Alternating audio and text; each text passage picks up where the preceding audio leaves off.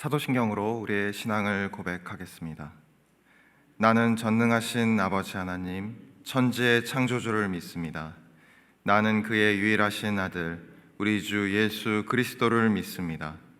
그는 성령으로 잉태되어 동정녀 마리아에게서 나시고 본디오 빌라도에게 고난을 받아 십자가에 못 박혀 죽으시고 장사된 지 사흘 만에 죽은 자 가운데서 다시 살아나셨으며 하늘에 오르시어 전능하신 아버지 하나님 우편에 앉아 계시다가 거기로부터 살아있는 자와 죽은 자를 심판하러 오십니다. 나는 성령을 믿으며 거룩한 공교회와 성도의 교제와 죄를 용서받는 것과 몸의 부활과 영생을 믿습니다. 아멘. 찬송가 438장 함께 부르겠습니다.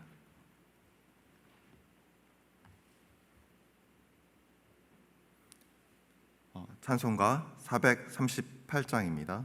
함께 찬양하겠습니다.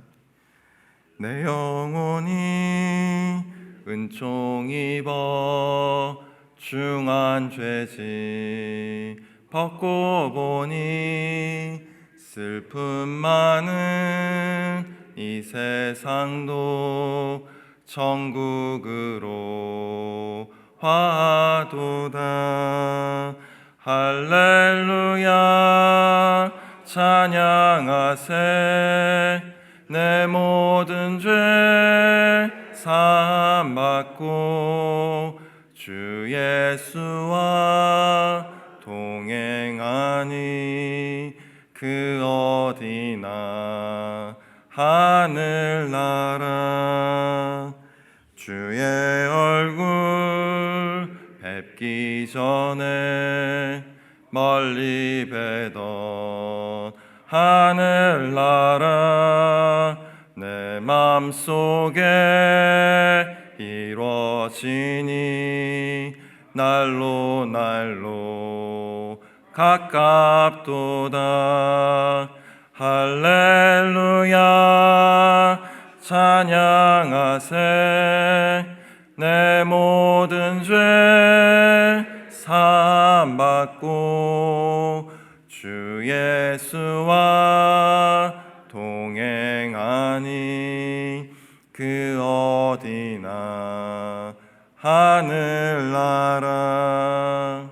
높은 산이 거친 들이 조막이나 궁궐이나 내 주 예수 모신 곳이 그 어디나 하늘나라. 할렐루야 찬양하세. 내 모든 죄 사함받고 주 예수와 동행하니 그 어디나 하늘나라. 아멘.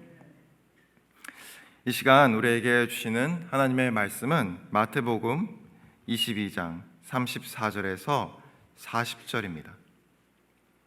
마태복음 22장 34절에서 40절을 교독하겠습니다. 예수께서 사두개인들로 대답할 수 없게 하셨다함을 바리새인들이 듣고 모였는데 그 중에 한 율법사가 예수를 시험하여 묻되 선생님, 율법 중에서 어느 계명이 크니이까? 예수께서 이르시되 내 마음을 다하고 목숨을 다하고 뜻을 다하여 주 너의 하나님을 사랑하라 하셨으니 이것이 크고 첫째 되는 계명이요 둘째도 그와 같으니 내 이웃을 내 자신같이 사랑하라 하셨으니. 함께 읽겠습니다. 이 두 계명이 온 율법과 선지자의 강령이니라. 아멘. 오늘 본문은 한 바리새인 율법사가 예수님께 드린 질문과 그 답을 소개합니다. 율법사가 한 질문은 이렇습니다. 선생님, 율법 중에서 어느 계명이 크니까? 같은 사건을 기록한 마가복음 12장 28절은 그 질문을 이렇게 전합니다. 모든 계명 중에 첫째가 무엇입니까? 율법사는 모든 계명 중에 가장 중요한 계명이 무엇인지를 질문한 것입니다. 율법사의 질문에 예수님은 이렇게 답하십니다. 내 마음을 다하고 목숨을 다하고 뜻을 다하여 주 너의 하나님을 사랑하라 하셨으니 이것이 크고 첫째 되는 계명이요 둘째도 그와 같으니 내 이웃을 내 자신같이 사랑하라 하셨으니 이 두 계명이 온 율법과 선지자의 강령이니라. 내 마음을 다하고 목숨을 다하고 뜻을 다하여 주 너의 하나님을 사랑하라는 말씀은 신명기 6장 5절을 인용한 것으로 유대인들이 하루에 2번씩 이 명령을 읽곤 했습니다. 또한 내 이웃을 내 자신같이 사랑하라는 말씀은 레위기 19장 18절과 34절을 가리키신 것입니다. 레위기 19장 18절과 34절을 제가 읽겠습니다. 원수를 갚지 말며 동포를 원망하지 말며 내 이웃 사랑하기를 내 자신과 같이 사랑하라. 나는 여호와이니라. 34절입니다. 너희와 함께 있는 거류민을 너희 중에서 나은 자같이 여기며 자기같이 사랑하라. 너희도 애굽 땅에서 거류민이 되었었느니라. 나는 너희의 하나님 여호와이니라. 이렇게 가장 중요한 계명이 무엇인지 알려주신 예수님은 이어서 이렇게 말씀하십니다. 이 두 계명이 온 율법과 선지자의 강령이니라.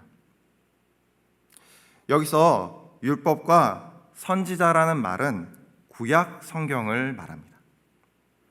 율법은 히브리어로 토라이며 토라는 구약의 처음 5권인 창세기, 출애굽기, 레위기, 민수기, 신명기를 부르는 말입니다. 우리는 이것을 모세오경이라고도 부르죠. 선지자는 구약 성경에서 모세오경을 뺀 나머지 책을 말합니다. 그리고 강령이라고 번역된 히브리어 단어의 원래 뜻은 매달다, 매달리다라는 뜻입니다. 그래서 세번역 성경은 이 원래의 뜻을 살려서 이 두 계명에 온 율법과 예언서의 본뜻이 달려있다라고 번역했습니다. 이렇게 지금까지 설명한 내용을 바탕으로 이 두 계명이 온 율법과 선지자의 강령이라는 말씀을 풀어보면 이렇습니다. 구약 성경의 모든 내용은 하나님을 사랑하고 이웃을 사랑하라는 명령에 기초한다. 구약 성경의 다른 내용들은 이 두 가지 명령을 다르게 표현한 것일 뿐이다. 이렇게 예수님은 성경에 기록된 모든 말씀이 하나님을 사랑하고 이웃을 사랑하는 것 위에 있다고 말씀하십니다. 그리고 성경은 우리가 하나님을 사랑하고 이웃을 사랑해야 하는 이유도 우리에게 알려줍니다. 그것은 우리를 향한 하나님의 사랑입니다. 성경은 우리를 향한 하나님의 사랑을 기록한 책입니다. 그리고 그 사랑의 정점이 바로 예수님의 십자가 사랑입니다. 따라서 하나님을 사랑하고 이웃을 사랑하라는 명령은 이러한 하나님의 한없는 사랑에 대한 우리가 마땅히 해야 할 바를 말하는 것입니다. 하나님은 우리를 사랑하시기에 자신의 사랑에 우리가 반응하기를 원하십니다. 구약 성경은 이스라엘 백성이 자신을 신뢰하고 사랑하고 경배할 때 기뻐하시는 하나님을 우리에게 보여줍니다. 또한 하나님의 사랑에도 이스라엘 백성이 그분이 아닌 다른 것을 사랑할 때 마음 아파하시는 하나님도 우리에게 보여줍니다. 그리고 그들의 배신에도 하나님은 그들을 사랑하시며 돌아오기를 기다린다고 말합니다. 이런 하나님의 사랑에 감사하며 그분을 향한 사랑을 표현하는 길은 그분의 신실하신 사랑을 믿고 우리의 전부를 들여 그분과 관계를 맺는 일이라고 할 수 있습니다. 다시 말해 하나님을 사랑하는 것은 그분과 교제하며 그분과 친밀한 관계를 맺는 일이라는 뜻입니다. 그래서 하나님은 자신을 사랑하지 않는 자들이 드리는 예배나 섬김을 기뻐하지 않으십니다. 이 사실을 알 수 있는 대표적인 말씀이 사무엘상 15장 22절입니다. 제가 읽겠습니다. 사무엘이 이르되 여호와께서 번제와 다른 제사를 그의 목소리를 청종하는 것을 좋아하심같이 좋아하시겠나이까? 순종이 제사보다 낫고 듣는 것이 순양의 기름보다 나으니. 아멘. 이 말씀은 아말렉 사람을 진멸하라는 하나님의 말씀을 따르지 않은 사울 왕에게 사무엘 선지자가 한 말입니다. 이 일로 하나님은 사울 왕을 왕으로 세운 일을 후회한다고까지 말씀하십니다. 사무엘 선지자는 하나님의 말씀을 따르는 순종을 번제나 제사보다 하나님이 좋아하신다라고 말합니다. 이것을 달리 말하면 하나님을 사랑하며 그분의 말씀을 듣는 것이 종교 행위보다 중요하다는 뜻입니다. 종교적인 행위는 하나님을 사랑하는 마음의 표현일 때 의미가 있다는 말입니다. 이 사실을 우리는 예수님의 말씀을 통해서도 확인할 수가 있습니다. 본문과 같은 사건이 기록된 마가복음 12장 32절에서 33절에는 예수님의 대답을 들은 율법사의 반응이 나옵니다. 제가 다시 한번 읽겠습니다. 서기관이 이르되 선생님이여 옳소이다. 하나님은 한 분이시오 그 외에 다른 이가 없다 하신 말씀이 참이니이다. 또 마음을 다하고 지혜를 다하고 힘을 다하여 하나님을 사랑하는 것과 또 이웃을 자기 자신과 같이 사랑하는 것이 전체로 드리는 모든 번제물과 기타 제물보다 나으니이다. 이 말에 예수님은 이렇게 말씀하십니다. 네가 하나님 나라에서 멀지 않도다. 하나님 나라에서 멀지 않다는 말은 율법사의 대답을 예수님이 옳다고 인정하신다는 뜻입니다. 다시 말해 하나님과 이웃을 진정으로 신뢰하고 사랑하는 것이 어떠한 종교 행위보다 중요하다는 말입니다. 그렇다면 왜 성경은 계속해서 사랑 없는 종교 행위보다 진정으로 그분을 사랑하기 원한다고 계속해서 말씀하시는 걸까요? 그것은 이스라엘 백성이 하나님과 이웃을 사랑하는 것보다 종교적 행위에 더 집중했기 때문일 것입니다. 그들이 진정으로 하나님을 사랑하는 마음으로 제사나 제물을 드렸다면 굳이 성경에 이런 말씀을 기록할 이유가 없었을 것입니다. 그렇다면 이스라엘 백성은 왜 하나님과 이웃을 사랑하기보다는 종교적인 행위에 집중했을까요? 그 이유는 누군가를 사랑한다는 것은 우리 전부를 드러내고 주는 것일 뿐만 아니라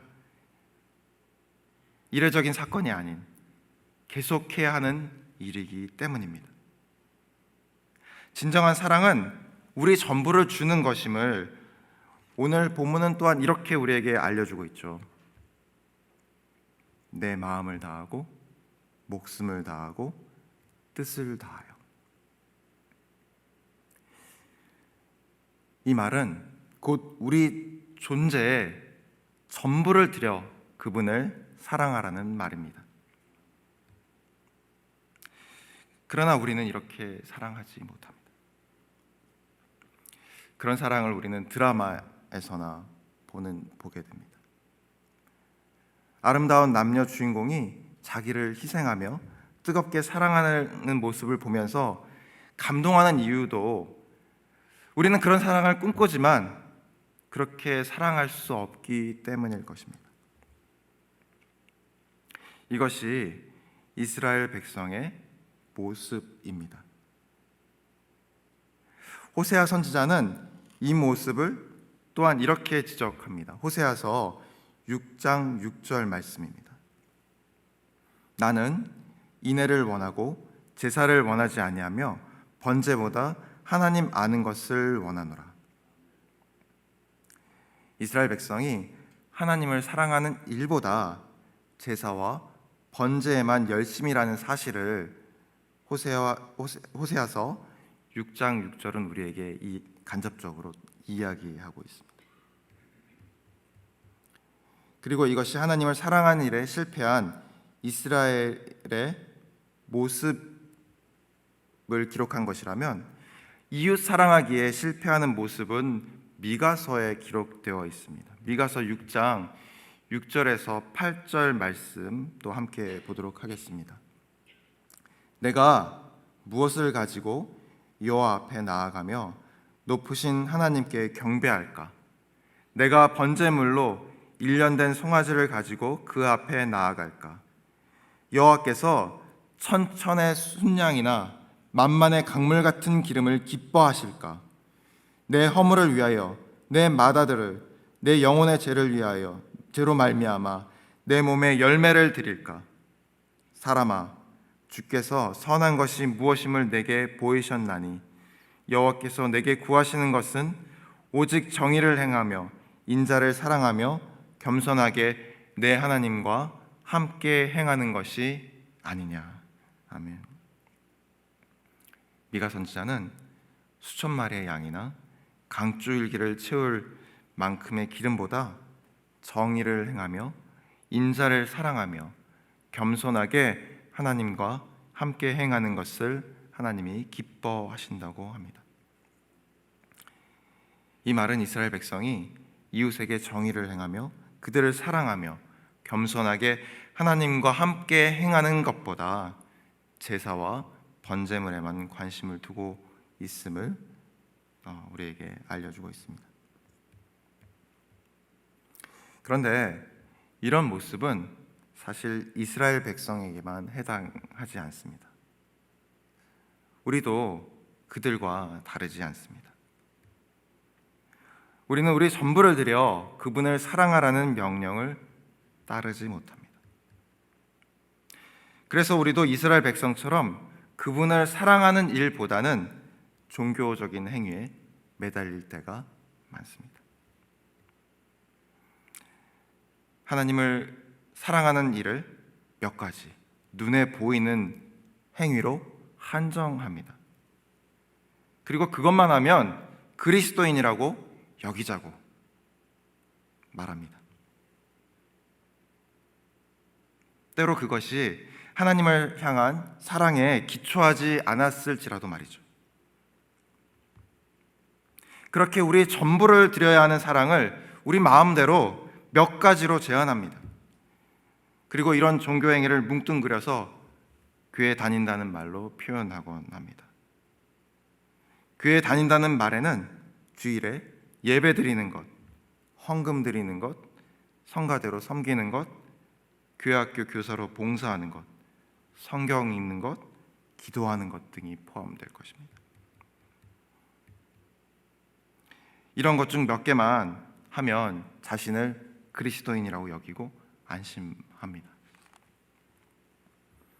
그렇게 사랑 없는 우리의 속마음을 눈에 보이는 몇 가지 행위로 감추곤 합니다. 하지만 오늘 본문은 내 마음을 다하고 목숨을 다하고 뜻을 다하여 하나님을 사랑하라고 하십니다. 그래서 우리 그리스도인들의 삶은 눈에 보이는 이 종교적 활동만 하면 사랑의 의무에서 자유롭게 된다는 유혹을 버리는 일입니다. 그러나 우리는 우리의 전부를 들여 사랑하는 일이 힘이 듭니다. 이스라엘 백성의 역사를 통해 우리는 이것을 확인할 수 있습니다. 만일 그 일이 쉬웠다면 성경이 이렇게 두꺼울 이유도 없었을 것입니다. 마치 해피엔딩의 동화처럼 그렇게 하나님과 이스라엘 백성은 서로 사랑하며 잘 살았다는 말로 끝났을 것입니다. 하지만 또 절망할 필요도 없습니다.